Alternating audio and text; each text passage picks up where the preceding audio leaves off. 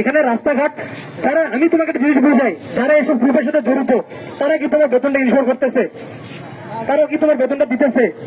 তারা কি তোমার হয়ে কোনো কথা বলতেছে? তারা কোনো কথা বলতেছে না, তারা কোনো তোমার বেতনও দিচ্ছে না।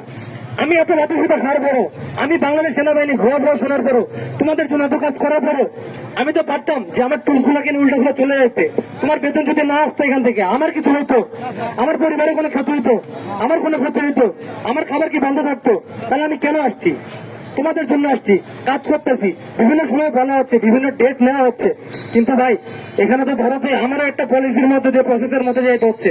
যখন আমি তোমাকে 12 তারিখে ডেট দিচ্ছি, 12 তারিখে ডেট দেওয়ার পর যখন পারতেছি না ভাই, তখন তো এসে বলতেছি যে ভাই আরেকটু ধৈর্য ধরো, অপেক্ষা করো। কিন্তু ধরো কোনো ভাই এমন তো না যে আমি পুরোটা মাস প্রচার করে পরের মাসে গিয়ে তোমাকে বেতন দিচ্ছি। ওই মাসের মধ্যে আমি দিন রাত 24 ঘন্টা একাকার করে, শুধু আমি না, মানে আমি বাংলাদেশ সেনাবাহিনীর পক্ষ থেকে বলতেছি, 24টা ঘন্টা একাকার করে এখানে প্রত্যেকটা মানুষ তোমাদের জন্য, শুধু প্রেসিডেন্টকে বলবো না, পুরো ইন্ডাস্ট্রিয়াল এলাকার জন্য কাজ করে যাচ্ছে ভাই। তোমরা যদি তারপরেও সেনাবাহিনীর কথা না শোনো, ওই গ্রুপটার সাথে যদি জড়িত হও, যে গ্রুপ এসব মানে অরাজকতা তৈরি করতেছে, যারা এসবের সাথে জড়িত, তোমরা যদি তাদের সাথে জড়িত হও, তাহলে তোমাদের সাথে আমাদের দূরত্ব বেড়ে যাবে। তখন এই মাসে তোমার বেতন দিল, পরের মাসে গিয়ে তোমার আমার কাজ করতে মন চাইবে না ভাই। এটা যদি আমি সাধারণ মানুষের মস্তিষ্ক, মানে একটা সাধারণ চিন্তা থেকে বলি, তোমার জন্য আমার কাজ করতে ভালো লাগবে না ভাই। আমি কার কাছে তোমার জন্য গিয়ে কান্নাকাটি করবো? যে আমার উপর ছুতা মারতেছে, যে আমার সৈনিকের গায়ের উপর ঢিল মারতেছে, তার জন্য আমি গিয়ে মানে তার হয়ে আমি আরেকজনের কাছে গিয়ে কান্নাকাটি করবো যে ভাই প্লিজ সিমকোকে আপনারা হচ্ছে হেল্প করেন। পশ্চিমবঙ্গের মানুষগুলো অসহায় হয়ে রাস্তার মধ্যে পড়ে আছে। আমি এই কথা বলবো, আমার মনের মধ্যে কি সেই তোমার জন্য ওই সফট কর্নারটা আসবে, আমার এই সহানুভূতিটা কাজ করবে। যদি তুমি আমার কথা না মানো, জনদুর্ভোগ সৃষ্টি করো, আমার এই জিনিসটাই কাজ করবে। প্রত্যেকটা মানুষের ভিতরে একটা কঠোর একটা মনোভাব থাকে, একটা কোমল একটা মনোভাব থাকে। আমি বাংলাদেশ সেনাবাহিনী সবসময় তোমাদেরকে কখনো হার্ড রোডসে যায় নাই, কখনো হার্ড ওয়েতে যায় নাই। যদি হার্ড ওয়েতে যাইতাম, তোমার বুকের উপর যদি আমি এই গাড়িটা তুলে দিতাম, আমার কিছু হইতো? এখানে যদি আমি 500 মারাও বলতাম, তখন আমি বলতে পারতাম স্যার কন্ট্রোল আনার জন্য আমার এটা দরকার ছিল, এলাকা কন্ট্রোল আনার জন্য দরকার ছিল, এটা বলতে পারতাম। বাট আমি একটা কথা বলছি, আমার ভাইয়ের বুকের উপর আমি গুলি চালাতে পারবো? গুলি চালালে দিন শেষে আমি রাতে গিয়ে যখন খাটে শুবো না, তখন আমি নিজেকে বুঝাতে পারবো না যে আমি আজকে আমার নিজের ভাইয়ের বুকের উপর গুলি চালাই আসছি। যেখানে গুলি চালানো হয়েছে, যারা মারা গেছে, যাদের বিভিন্ন অ্যাক্সিডেন্ট হয়েছে তাদের সাথে, তারা জানে কষ্টটা কতটা কত কষ্টের। এখানে যদি আমার টুলসের একটা গায়ে কারো যদি একটা আঙুল কেটে যায়, তখন আমার কাছে মনে হয় যে আমার টুলস আমার কাছে কতটা, আমার এই টুলস, আমার সেনাবাহিনী সৈনিকরা আমার কাছে কতটা বেশি ইম্পর্টেন্ট, এই বাংলাদেশের জনগণ আমার কাছে কতটা বেশি ইম্পর্টেন্ট।